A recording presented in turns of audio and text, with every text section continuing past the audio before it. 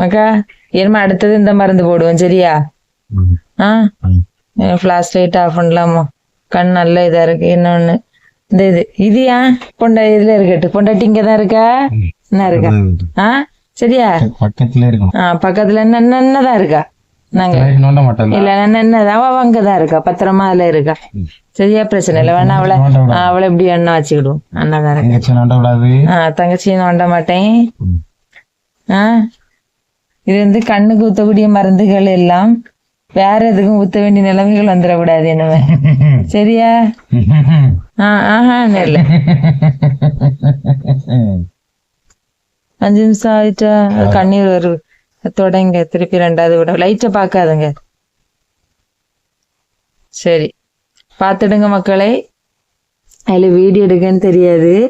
Cell 24 மணிக்கு அதான் என்ன கட்டின அன்னைக்கு பக்கத்துல இத வச்சிருக்கானோ, இல்லன்னா இதுக்கு சேலையை கட்டி கொடுத்துருக்கானோ. இன்னொரு தாலி வாங்கி இன்னும் கட்டி வச்சிருவோம். சரியா? பிரச்சனை இல்ல. அப்பன்னா 7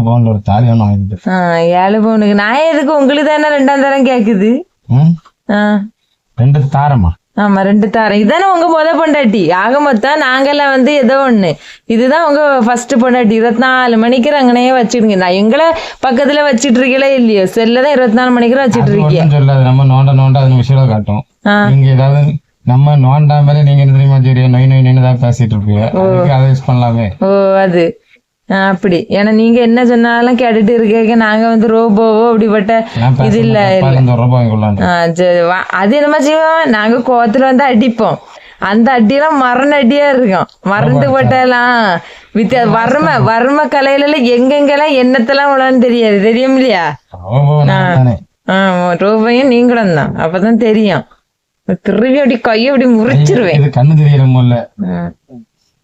சரி சரி மக்களே, உங்க வீட்டுக்காரருக்கு இதே மாதிரி ஹேபிட் இருந்துன்னா பேசாம அந்த மொபைலுக்கு ஒரு தாலியை கட்டி குடும்பத்தை நடத்த சொல்லுங்க.